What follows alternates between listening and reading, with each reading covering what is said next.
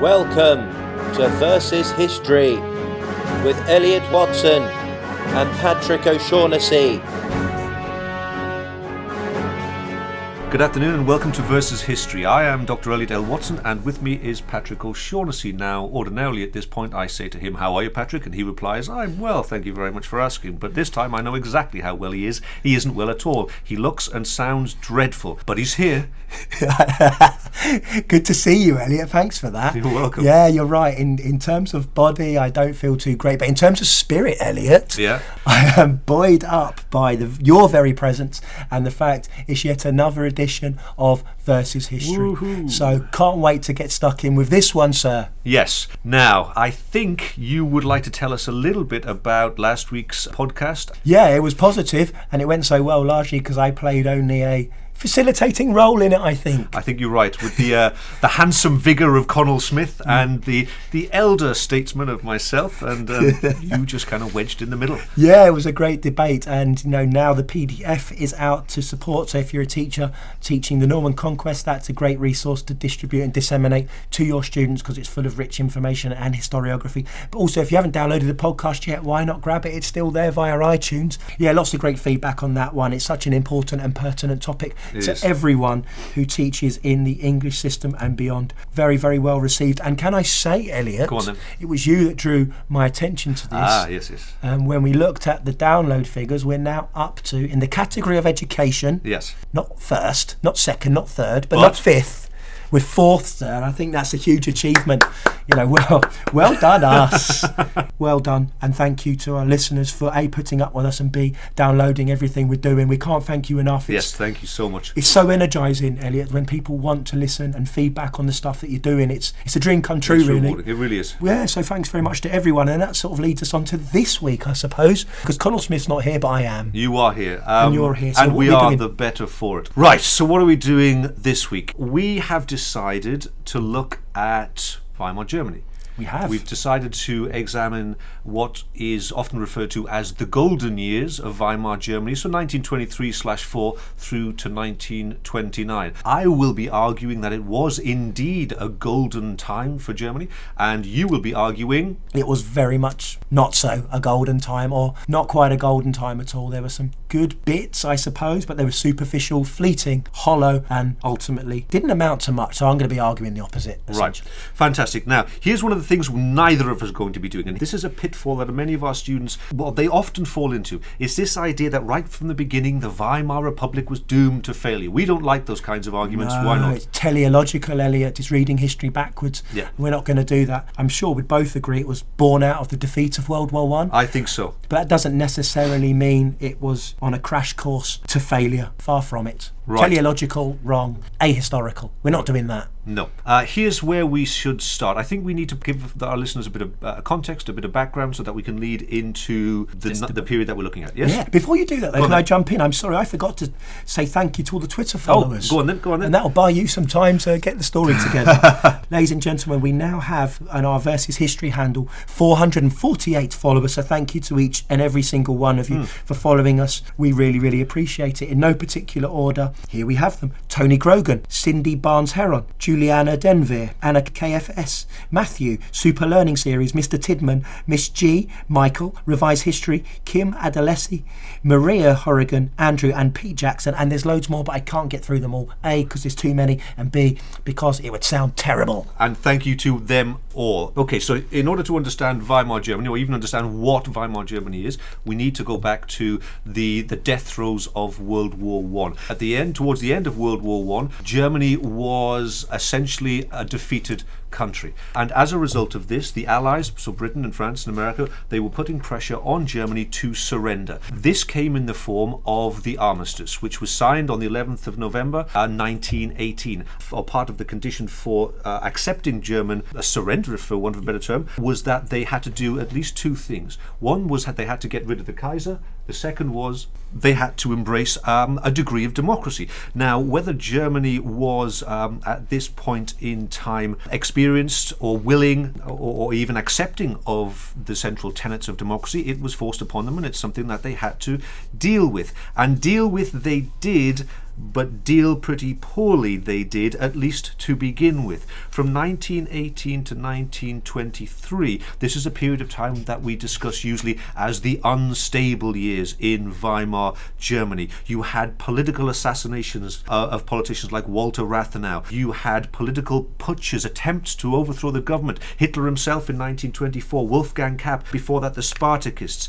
We had severe economic problems caused by, in part, the reparations that had to be paid by the Germans as a result of the Treaty of Versailles. And we also had the French invading the Ruhr Valley, which caused a spiraling out of control of the money and the economy, the money within the economy, which led to hyperinflation. So this period of time is really a period of turmoil for the Weimar Republic. From this point onwards, from 23/24 to 29, we have a period of calm, or at least this is my argument. We have a man who is made Chancellor, very briefly, but then a man who takes control of the foreign policy of Germany, and he does what I'm going to contend, some wonderful things that help to bring stability back to Germany, particularly after the chaos of 1918 to 1923. Now, my core argument is going to be this, Patrick. He wasn't perfect. He didn't create a Germany that was perfect. This period of time, which is known as the Golden Years, I'm going to say it wasn't 100% golden, but I'm going to suggest that it was, in relative terms to what had gone before, it was almost magnificent and unheard of. So, is there anything at this stage that I've left out? No, I think you're right. In relative terms, it was definitely better than what came before. Definitely superior to the period in 1918 to 23. It's definitely better than that which comes after 29 to 33, the Wall Street crash and the Great Depression, and leaps and bounds better than the vile hate that was Nazism 33 to 45. So you have a point there. You have a point. This was as good as it got, but obviously my contention will be this was superficial, hollow, transient and temporary. So back to you then. Right. Oh, I've just remembered. Why is it called Weimar Germany? Just for those who might not know. I think, and I'm sure you'll correct me if I'm wrong, because you love doing that. Yeah, Berlin was too turbulent. It was too chaotic. The government had to set up shop in Weimar because it was calm and provincial. Essentially, they could establish government in Weimar because it wasn't in the throes of revolution, whereas Berlin and other more well-known urbanized hubs were in chaos. Is that about right? That is absolutely right. So the new constitution upon which this entire government was based was signed in Weimar. Hence Weimar, the Weimar government. Here's what we need to do. We're going to break this up a little bit, and I think the best place to start here is, I think one of the most pressing areas that needed stabilising during this period of time was in the area of foreign policy. Would you agree?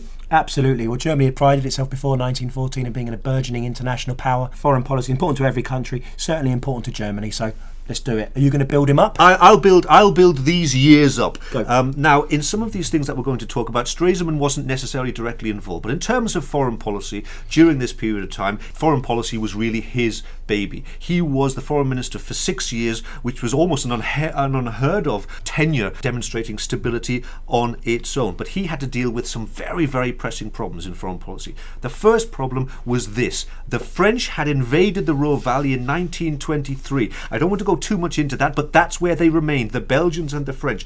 What resulted from their invasion was economic chaos, political chaos, as well as rampant hyperinflation and a rise in patriotic objections to the Weimar government. So what does he do? One of the very first things he does is he calls off passive resistance in the Ruhr Valley, because the workers had been told by the government to stop working for the French and the Belgians. He introduces a new currency called the Rentenmark. But what he does, which is most important and all, and in fact this is what he says about getting the French and the Belgians out, he says this: the most important objective of German politics right now is the liberation of German territory from French and Belgian occupation. First, we must remove the strangler from our throat. This is what he is able to do. By 1925, the French and the Belgians are out of the Ruhr Valley. Second most pressing problem, he has to deal with £6.6 billion of debt from the reparations payments. This debt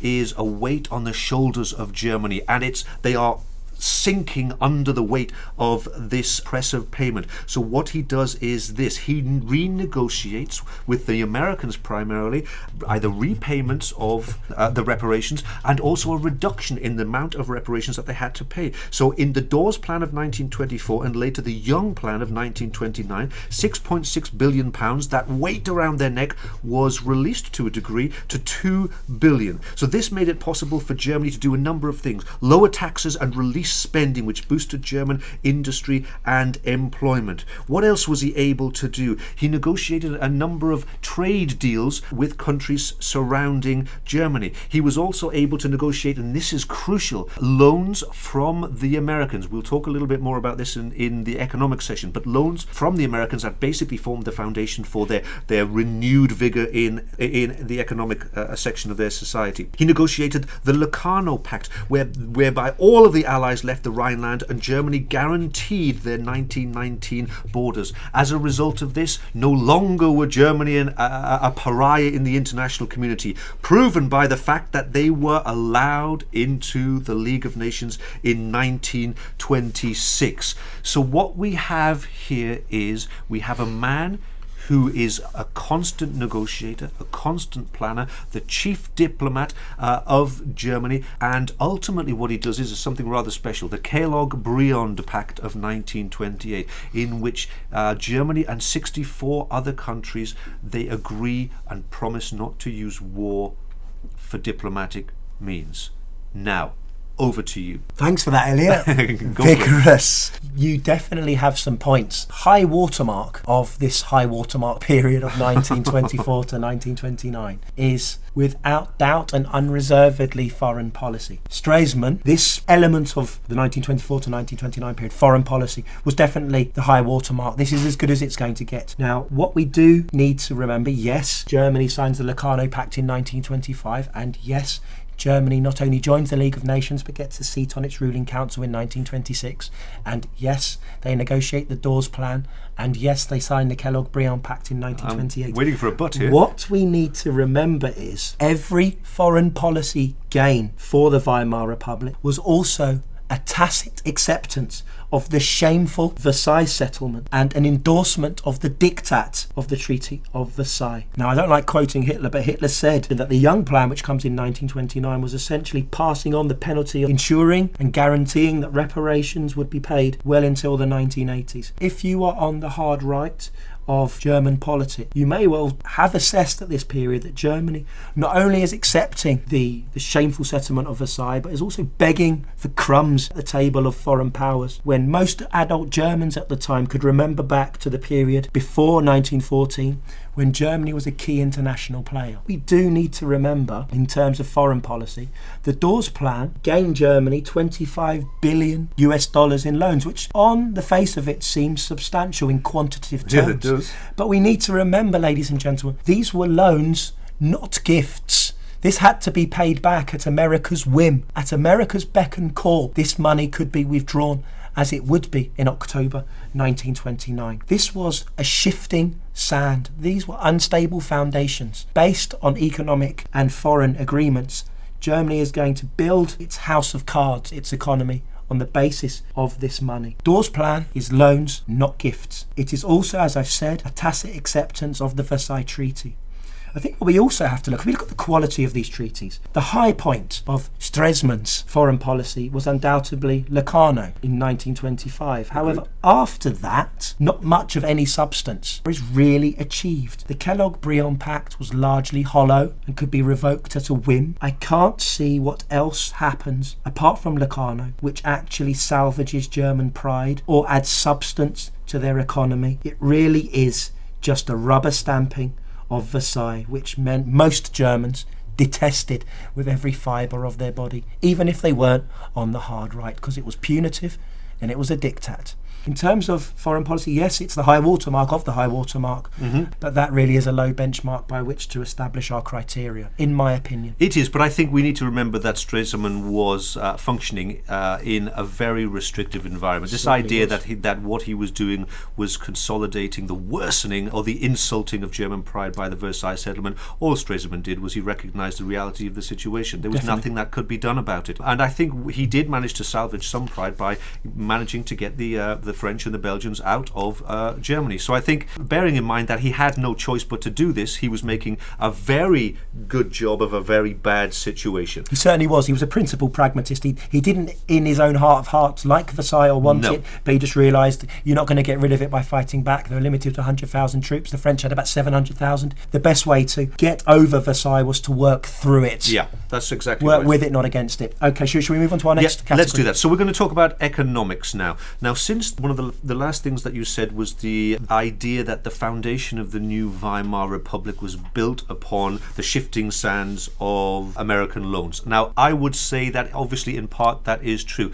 but we have to remember, you mentioned the figure $25 billion worth of loans came into the country. Every country is loaning money at this point in time in Europe. Germany was no different. They did loan slightly more, obviously, because their economy and their country was damaged and the burden of reparations had to be paid. But of the 25 billion, there's only just more than half came from American loans. So it wasn't. I don't think we should think of America as the puppet, if you like, of Weimar Republic. Obviously, this idea that you said that Germany was, or the economy was, a function of the whims of America. Should America recall the loans, then there are going to be problems. Now, we're very close to looking at history the wrong way. We're kind of looking at that because we know those loans were recalled in 1929 onwards. But we have to remember that America was loaning money to lots of countries of Europe, Britain included. Now, let's have a look at what actually happened during this period of time. As a result of Stresemann's immediate intervention in the Ruhr crisis, we end the problem of inflation. Hyperinflation is ended by the introduction of the Rentenmark. What he does is he introduces a new independent national bank called the Reichsbank, which stabilizes the finances of the country. There is growth in some industries, not in all, particularly in the car and the cinema industries. The reparation problem is to a certain degree eased because of the Dawes and the Young plans. Production levels reach pre-1913 levels when they hit 1928. Wages are rising. Industrial output doubles during the period 23 to 28. Employment levels rise. Imports and exports increase. And because of all of this, what we have is a wonderful knock-on effect. We have some social reforms that come out of this. What the Social Democrats are able to do is to overhaul what's called the Bismarckian welfare system. They provide protection for the young, the aged, the unemployed, and the disadvantaged. The 1922 Youth Welfare Law declares that every German child had the right to education, spiritual, physical, and social fitness. We got further legislation, 1923, 1927, the Unemployment Insurance Law in 1927. We have 2 million homes built between 24 and 31, and the problem of homelessness is reduced by more than 60%. That's a lot in there. There is a lot. There's a lot in there, and to me, that tells me that at least with a cursory analysis, things have improved. And by improved, I mean they were better than they were before. I don't think you're going to dispute that. I'm going to have a go, actually. I'm going to try then. my best. Okay, I'm going to start with some historiography, the first bit for today. Quote from Matthew Hawkins. The recovery was somewhat illusory as the economic future of the nation depended on US loans. That's without reading it backwards. This was a tenuous recovery because it was built on someone else's productivity, not their own. Okay, let's look at this context then. Big business, this is according to Richard Evans, the esteemed historian, big business was disillusioned with the Weimar Republic by the late 1920s. Now, what I mean by this, the state had grown exponentially. There was a huge welfare system. There was legal restrictions on working hours, support for trade unions. So essentially, those big business owners didn't see the Weimar Republic as a conducive economic climate despite the loans for industrial production to take hold. Where I'm going to go with this is there's another burden on the state. The unemployment insurance burden had grown exponentially since 1927, but in 1926 the state was paying pensions to 800,000 disabled former soldiers, 360,000 war widows, 900,000 fatherless children, on top of the state support they were already paying to the elderly. But those very people that were receiving these payments still weren't satisfied because paltry out payments they were receiving didn't meet their needs. So essentially the Weimar government was burdened with a huge outflow of cash from its coffers. Absolutely, I would agree. It was a top-heavy, state-centric system, and unfortunately for it, it didn't meet the needs of those it was serving, which obviously didn't imbue it with support from the very people it needed support from. Now, I think another point I'd like to make is Germany at this time had a significantly large rural population. Yes, it did. The farming industry was huge. Yes, you do, Sal. I think you're right. Now, farmers lost out in the 1920s in the Weimar Republic, as they did in 1920s America, I think, actually. There's some correlation there. That's absolutely right. So this wasn't a localised disease for Germany only, but to affect Germany, it did. They essentially were receiving far less for their crops than they had done previously.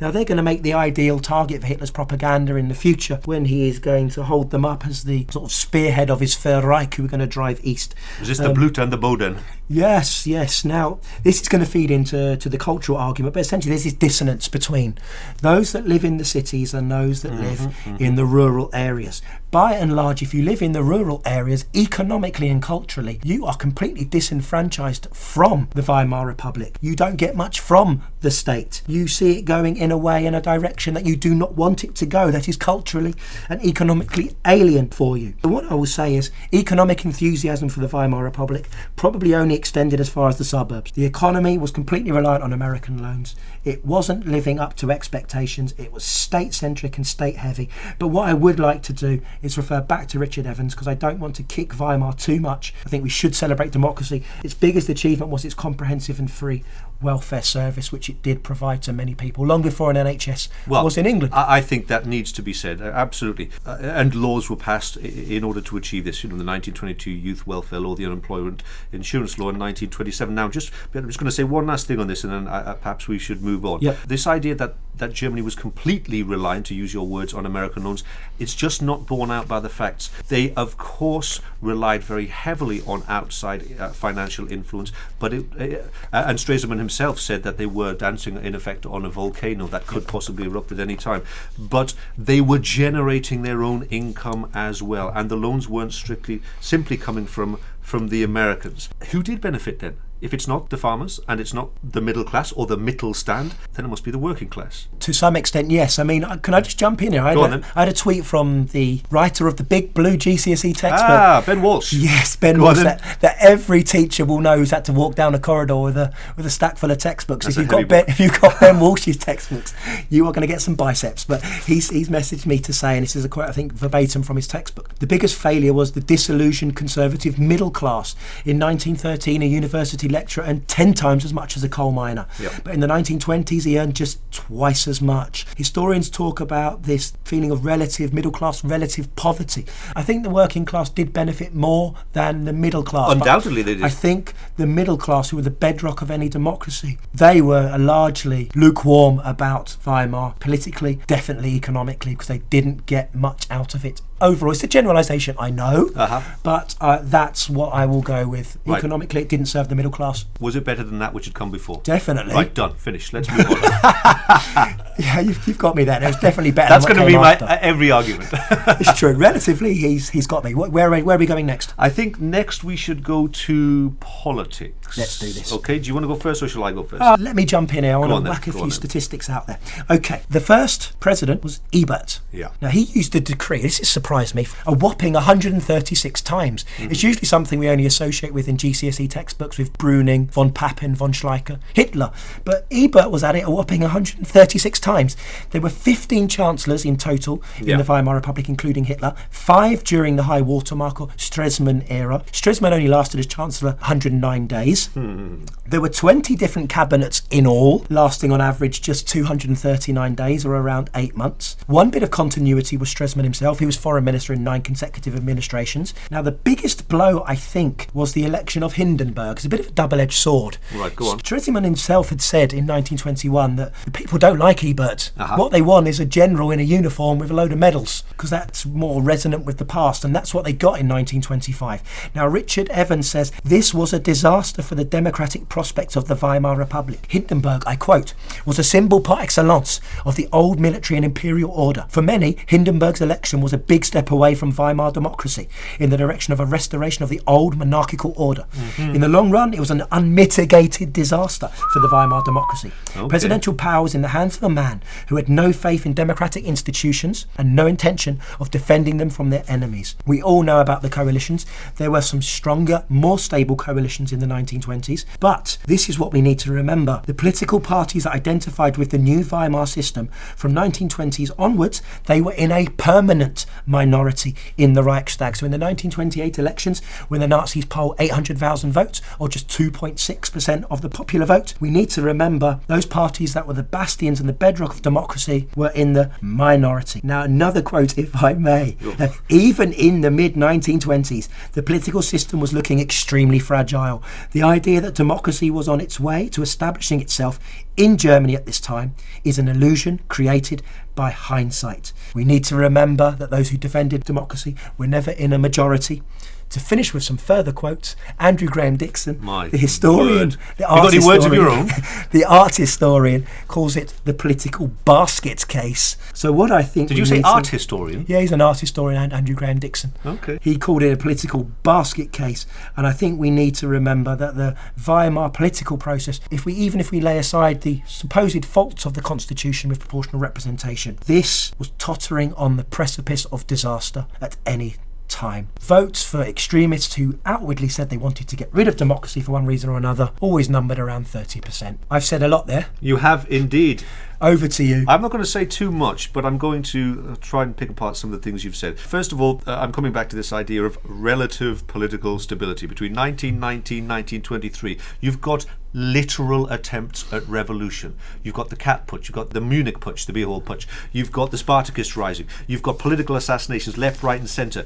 Do you have those from 23 onwards? Answer, no you don't. So we have no attempts whatsoever after the Munich Putsch to overthrow the government. So this idea that there is this massive wellspring of violent rightist hatred towards the Weimar Republic, if it's there, it doesn't really manifest itself, does it? Not in the same way that it has. Second point, you mentioned, and I love this statistic, that Ebert, the first president, let's remember this, that in the new Weimar Constitution, there was part of it was called Article 48. There were a number of articles or segments or clauses, and Article 48 allows the president to rule by decree, that's without the Reichstag, the parliament, in times of what he considered to be an emergency. Now, your argument was, as evidence of this political instability, Friedrich Ebert uses it 136 times in his tenure, correct? That's what I said, yeah. Right. In 1 year, under 1 year, he uses it 63 times. In under 1 year. And do you know what year that is? It's the year of the Ruhr Rising. 23. It's 23 and slash the beginning of 24. So almost the majority of the times he uses that is in the time of crisis we are not talking about. No, but I think what we do need to accept is the extremists do not go away. Right. Okay. There. All right. Let me go back a little bit. The fact that we have a continuity of foreign minister, and he essentially is the bedrock of any real success in Germany. We have him for 6 years before he dies. His tenure itself is proof of his success, despite the coalition governments that characterize Weimar Germany, allowing only real short-term policies to come into being. As foreign minister, what does he do? He can project long-term policies that go on and on into the future until, of course, the horrors of 1929 occur. Now, this idea that there was very little support for democracy, I'm going to say that there might not have been too much support for democracy, but there was very little support for extremist right-wing or left-wing governments. 30%, I think, was what you said. The maximum was on average. Support on average. Well, that still leaves 70%. And these people that might not necessarily have admired the Weimar Republic, they proved that if they were not pro-democracy, they were pro-republic. And that wasn't about overthrowing the government. It was about trying to preserve the characteristics of a Germany that had been around in the past. So right-wing in this sense, or conservative, does not equate to extremism. So this idea that Hindenburg's election somehow is a manifestation of this violent underpinning of right-wing distaste for the Weimar Republic, I'm not so sure that is strictly true. If anything, Hindenburg's election shows people that there is support for the Republic from the right. Now, this idea is, again, that there is this clash between the conservatives and the socialists, or the conservatives and the government. I'm going to throw a little bit of historiography at you by a historian called Eric Weitz, and here's what he says. He says that the criticisms that were often levelled at the Weimar government by the right wing or by the conservatives, they reached a level of pedantry. And this is what he says: during the so-called Zehlendorf roof wars, in which the conservatives, the architects and critics, and the Nazis as well, they claimed that the flat roofs of modern architectural style was distinctly un-German, and true German architecture had pitched roofs. And it was these critics that charged that flat roofs were a form of Jewish architecture. Now, I think this form of clashing pedantry, that doesn't represent any fundamental undermining of the Weimar government. It's just... Can I jump in? Go on. Okay, what we need to accept is in 1928, which was as good as it was going to get chronologically for the Weimar Republic, the pro-democracy parties were in the minority in the Reichstag. And what we also have to remember, Weimar democracy was being pincered from left and right. Not just the right, ladies and gentlemen, the Nazis, the steel helmets, the fascists, so to speak, the communists. Every vote for the Communist Party was also a vote for the destruction of the Weimar government. The communists had 54 seats in the Reichstag in 1928. This is a quote from Richard Evans. In 1928, the Republic was as far away from achieving stability and legitimacy as ever. It was on a knife edge. They hadn't solved any of these political problems. They had merely stored them up for later. They hadn't gone away. Pro-democracy parties in 1928 are still in the minority. There was stabilisation without stability. Right, I like Next. it. Very good. Okay, so now what we need to do is now this is a bit of a difficult one. We're going to move on to culture, but we're not going to spend too much time on it.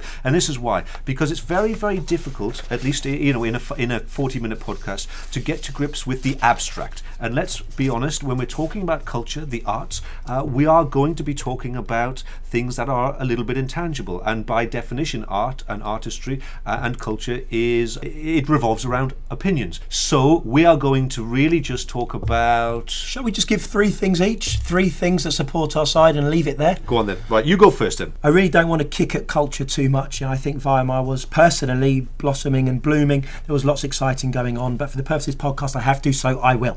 Okay, we do have things like the Bauhaus, we do have Otto Dix, we do have New Impressionism, we have lots of new art, we have jazz, we have cabaret. Unfortunately for the Weimar Republic, whilst this may have excited the young in the towns, it largely frightened and alienated anyone who wasn't from the towns. Whilst we may look at cabaret and think this is fantastic, a burgeoning nightlife, for many in Germany this was seen as alien, an import from without. It had somehow seeped into German culture and was to be resisted at all costs. For every cultural movement there was a counter movement. The Wandervogel movement, I'm sure you'll probably correct me if I was wrong. This was something of a backlash against the burgeoning nightlife and cabaret and jazz music of the city centres. A couple of quotes for you here. The sense of cultural crisis which the emergence of modernist art and culture generated amongst the middle class after 1918 became more and more widespread. Now, we've all heard of the Bauhaus. This really struggled to receive official acceptance even in the culturally relaxed atmosphere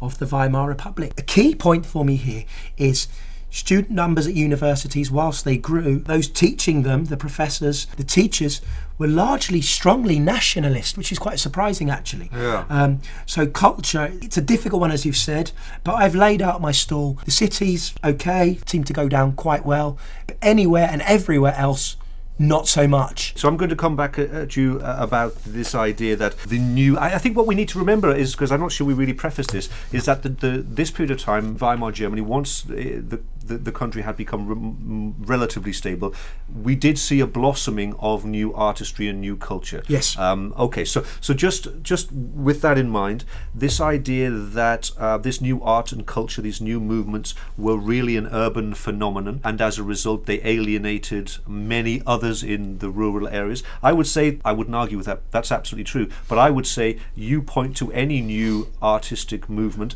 and I would tell you that it emerged in the cities. True. No, I'm not going to contend that. You're right, I think. But having said that, that does not detract from the art. That's point number one. Point number two, I've got actually a quote from Walter Gropius. You know who that guy was? I do. And you're going to tell us. Yes, he was the founder of the Bauhaus movement, one of the founders. What we have to remember here is, out of the ashes of World War I, we have a group of, a collective of Germans that are looking to the future to build something new, like a phoenix rising from the ashes of World War I. And this is where the Bauhaus movement really came in, and other of these new cultural traditions or cultural progressions came from. He says, together let us desire, conceive and create the new structure of the future. So the dynamism of the young in the urban areas, it did help to crystallize this new sense of creativity. A lot of people criticize it for being perhaps an Americanization of Europe, but it really wasn't. It was McElligott, a historian, in his Rethinking the Weimar Republic,